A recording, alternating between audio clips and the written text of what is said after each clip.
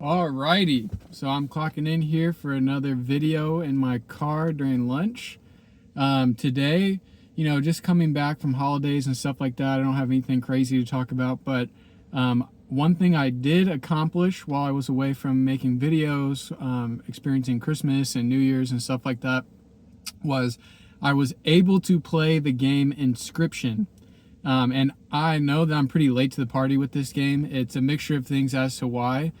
I wanted when this game came out or was announced, I was really into buying physical games. I still am, but I just don't have as much money to do it anymore. And so I picked it up as a physical edition for the PS5 from Special Reserve Games, RIP.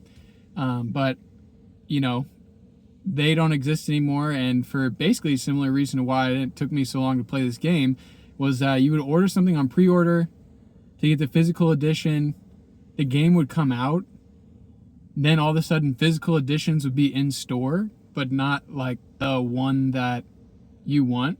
I don't know if this game was that way. I think this game might have been mostly digital, but like basically I just never found the time to play this game, and because when I ordered it, then I saw it come out in other places, it kind of killed all my motivation to play it until I randomly came back around to it. I even always had it on the thing next to my PS5, like that's the next thing I'm going to do, and just never did. So anyway, we finally played it, all right? And if I was at home, I would show you the box art and stuff like that, but I'm just not. So you can look it up if you want. It's a Dan Mullins game. Apparently all these games kind of exist in a similar universe, and it is published by Devolver. They did special run games. Now they don't do that at all. That being said, the game itself is like a deck building, sort of a roguelike, but it does follow the same story every time, and there's not a whole lot of differences between like all the battles are pretty much the same except for the boss battles.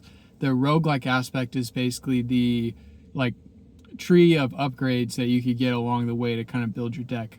And it's a very interesting game. I don't want to spoil too much about what happens in it, but I'll just say that, it's essentially meta in the aspect that you are not playing the game, you are playing the game, but really you're spectating this other guy playing the game and his videos of it. And then there's a whole second component to this game where like half the lore is hidden behind essentially an ARG that many people have figured out the extensive other lore since that point, right?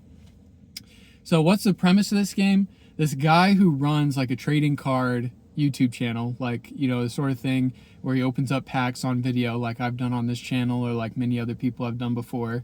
And he comes across a set of cards I guess he's never heard of before at a garage sale, but maybe he has, I don't know, but called Inscryption. And within these, the packs are resealed, and within one of them there's coordinates. Goes to the coordinates, he finds this game on a floppy disk, boots it up in his computer, and that kind of starts this whole process. And the game basically seems to be a deck building, roguelike, where you're fighting initially against this forest god named Leshy, who has you trapped in a cabin. And as far as you don't really know what happens every time you lose, but he takes a picture of you. It seems like you get your soul stolen. But the guy that you're spectating is still alive. Like he's, as you're going through this, he basically doesn't, when the game resets, he doesn't die in real life. But you do get to get funny dialogue as a result of that, where like you'd randomly be playing, and if something bad happens, every now and then it'll be like, oh shoot, dang, that sucks, sort of dialogue. And then when something good happens, like Mantis God is a card that I heard this for one time, but it's like, oh, always pick Mantis Guard.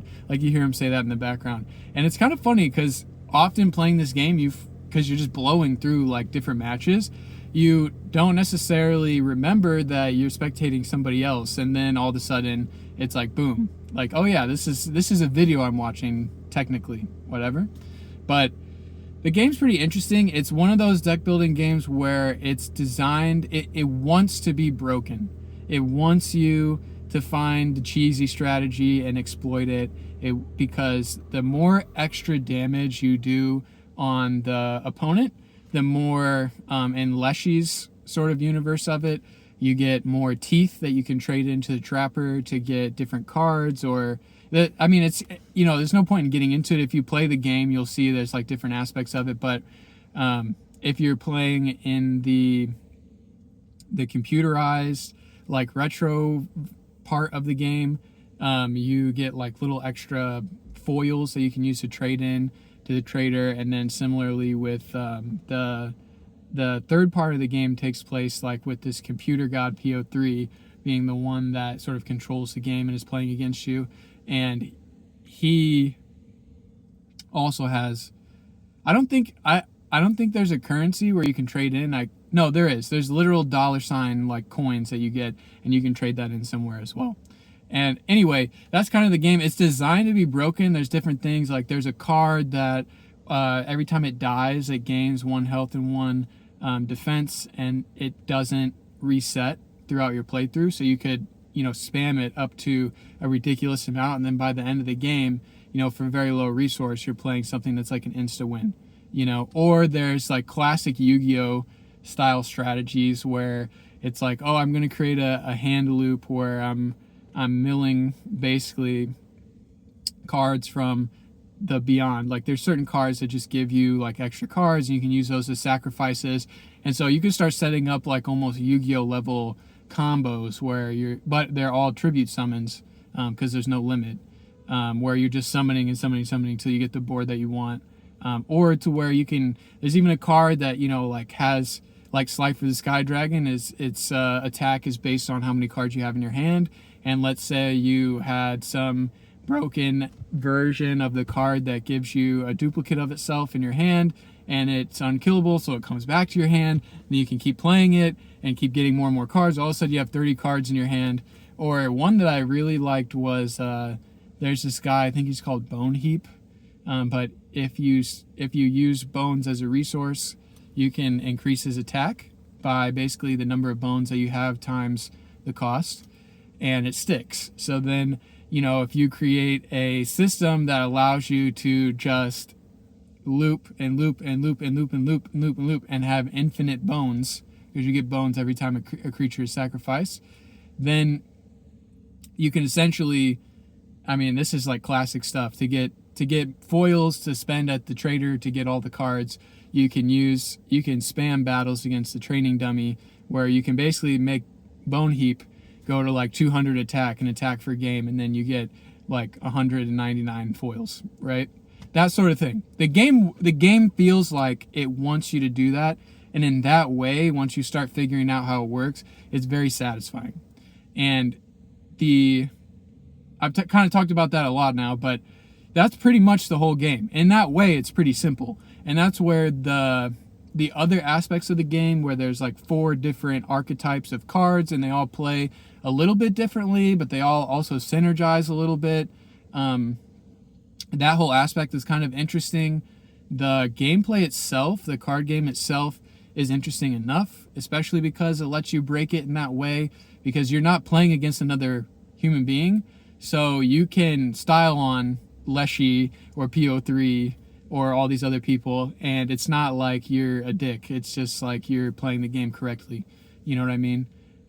The other aspect of this game is obviously the story, and I don't want to spoil too much, because that's like the interesting aspect of the game, is that you're kind of unraveling this like horror thriller as you're spectating the guy experiencing the game. And there's different like in real life video clips that play at different stages of the game that you get access to. And it starts with the guy, just kind of playing the game, figuring it out. Then all of a sudden there's like conspiracy involved. And then as he gets closer to figuring out the game, there's, people knocking on his door, trying to figure out what he's doing, trying to, get rid of him, whatever. Very interesting sort of thriller thing. And the quintessential piece that connects everything is the old data. And the old data is I really don't want to spoil it, because honestly, the amount that I was able to figure out myself was very satisfying, and then going online and watching videos of, you know, I think there's a very good video that explains sort of the lore behind the results of the ARG. So I wish I could remember what the channel was, but I think the guy only had like 4 videos and they all do tons of numbers. So whatever Inscryption video you see is like the most popular, that's probably that video. But the fun in the old data is that it's not like just some random video game stuff, or just that the company themselves was, I don't know, like bad to their employees. I think that's part of it, but it also involves stuff that reaches as far as like a magic pyramid cube thing, and you know, previous developers that the gods are referencing in the game, and at, you know, to some extent stuff related to the Nazis, and like it gets deep, you know what I mean? And so the more that you unravel, the more you play through the game, the more you're able to sort of get a glimpse into the old data. You're able to make some sacrifices to the Bone Lord, you know, get all that stuff going. So that part of it is very fun if you're into that sort of thing. So to kind of wrap this up, because I don't want to yap about this for too long, because I also don't want to reveal too much about the game to you guys. Would I recommend this game to other people? Yes, absolutely. Do I think that this game is something that everybody should play? I think that everybody would enjoy it, but it's not like a must next play for everybody. But if you enjoy trading card games at all, and you just, you know, you're the type of person where in your life you need something where you can just log on, get some time in, and then be done, or maybe you want something that you can finish in around 10-15 hours in a weekend, and that is very beneficial to you because you have a lot of life going on, I would really recommend this game. And the part of it that's kind of fun is the initial playthrough of the game is kind of slow, because you're learning how everything works and how to break everything. But then consequentially, later playthroughs are almost like lightning fast, because you know when the Aurora Boros comes up, yeah, we're picking that. You know when if you could get like an unkillable, you know, an unkillable goat that has 3 sacrifice on it, or you're able to get a card that has like you're able to make your own card that has like no sacrifice requirement, gives you an extra energy cell, and is a 3 sacrifice, and it's unkillable. It's like, you know, that sort of thing. Once you start figuring out what the game wants, you're good, and you can go lightning fast. And so while I'm pretty much done with the game for now, I might try to get the platinum on it, because I think I'm somewhat close. There is a game mode after you beat the game, like a challenge mode called Casey's Mod, that has, you know, a lot of different challenges you can enable, and it basically runs through the game again with a little bit more flair, like just the first part.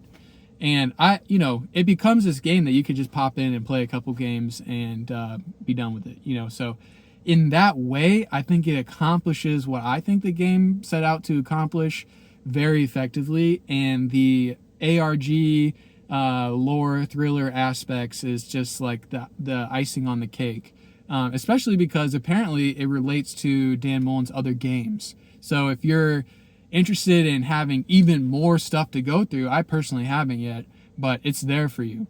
You know what I mean? So would I recommend Inscryption? Yes, I would. And I think everybody might have got it on PlayStation Plus, or you might have, or it might be on PlayStation Plus right now. So if that's the case, go ahead and play it for free. But, you know, like if you have that. But if not, I would definitely recommend it. And I know a lot of people are probably going to play it on PC. I think that's probably the move. I like that I played it on PS5 because it just made it convenient for me. But yeah. And how would I rate this game? I would say out of 5, putting it into the out of 5 scale. I think this game deserves like a very, very, very, very high 3, like a 3.9 to like maybe to like a 4.25. So I'll just go ahead and give it a light 4. because I really enjoyed it. So with my opinion involved, it's definitely a light 4. I just don't think it's for everybody. There's like a lot of people that maybe only play third-person RPGs or shooters and stuff like that. You may not be as interested in a game like this, but if you're interested in card games at all, especially if you're the type that likes to play a combo deck and like style on somebody, I don't really think there's like a control deck option here, but maybe. I just don't play that way naturally, so I probably haven't found it if it exists. But if you like playing combo deck, like this game is really good for that. So I would recommend it. I'd give it a light 4. Inscryption, I think everybody should check it out. And RIP Special Reserve Games, but I guess if they were selling everything at retail, what's the point of making people wait? So that being said, that's the end of the video. I'll catch you guys on the next one.